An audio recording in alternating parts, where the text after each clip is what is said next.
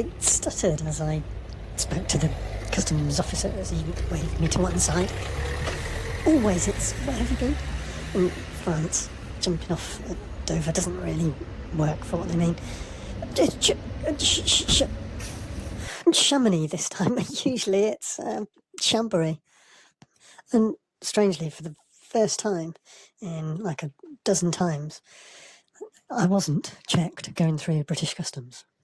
I do wonder if it's got something to do with me saying to the British bloke on the other side, on the French side, looking at my passport, when he was doing a business or holiday mainly, and a couple of job interview type things that came out or anything. So I got put in the holiday category.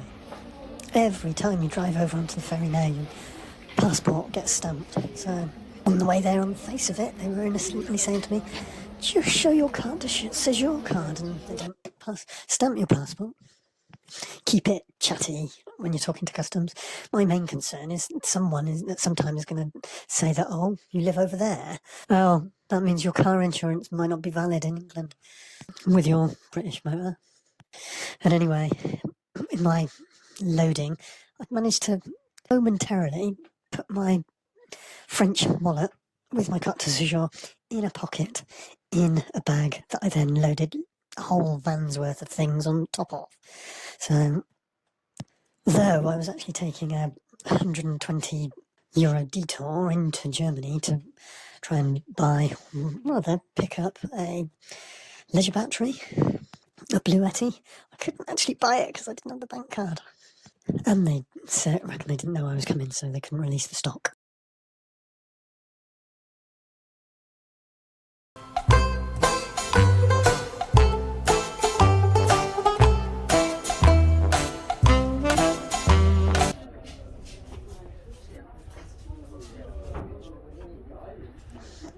Now, stock is really the subject here.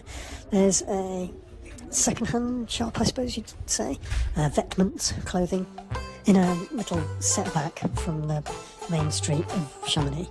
There's this second-hand shop with all the big designers, all slotted into the racks, cheap by jowl, at halfway reasonable prices at the start of the season.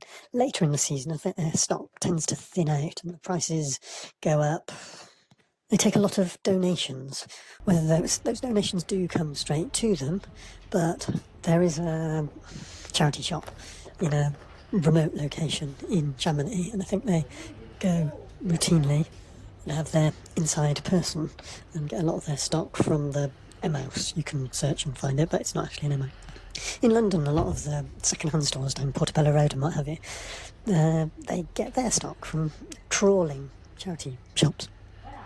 It's always the richer areas that have the best stuff. Heavy snowfall over my mountain road shortcut to work for the week. I went through Annecy on the flat road and took a detour to Chambery and visited one of the Emmaus vêtements clothing shops that they have. Some Americans and Canadians. These two young women talking as if they were clearly disappointed with what they found from going out of their way to the place, but trying to make the most of it. Concerned that the prices weren't quite what they were hoping, I think. And then I went to the big one near Frontenac in Chambly. Now, I was going because a neighbour had told me they quite often have a stock of rustic cut wood boards, waney edged. They didn't have them that day, but they did have a lot of building products, I suppose you could call. Loads and loads of tiling, like good quality marble tile, an excellent selection of armoires, wardrobes, and everything under the sun when it comes to bric-a-brac. I think you have to get there quite early in the morning. There was a huge crowd, really, and quite a few British leaving as I was arriving. That crowd gets all the best stock first thing, I think. A bit like January sales, because there's an awful lot of awful clothes, all that's left later on. Emmaus are always staffed by Africans, and there's local volunteers as well as that. But the local volunteers very much take the instruction from the permanent Africans, but then the local staff are the more trusted when it comes to money and things. They deal with all the money. I was slightly uncomfortable with the setup because there's this big Arab fella that seems to be the overseer of all the blacks, like some traditional archaic system of 1,000 years ago. And all the people that aren't volunteers, they all live on site in something that's been built for them by Emmaus. Very nice accommodation. Don't know how big it is and how many people live in one of these quite small terrace of well-appointed and well-designed, nicely detailed huts, I'll have to call them. But I was intent on trying to buy the materials that they were using to finish off the next phase of the staff accommodation. But the Arab overseer had taken a dislike to me anyway. He sent me off with this chap that didn't really speak English, but he was ordering me to be speaking English with his colleague. I had a pleasant chat, saying as we were walking away, I think it is difficult for you, but let's make you look good in front of your boss, okay? And he was all smiles. But the big Emmaus in a decent-sized town, it's a very different experience to British charity shops, which tend to specialise.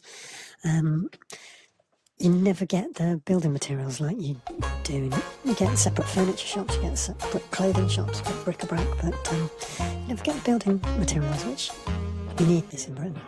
Reuse, recycle, repurpose, whatever it is. Please like and subscribe.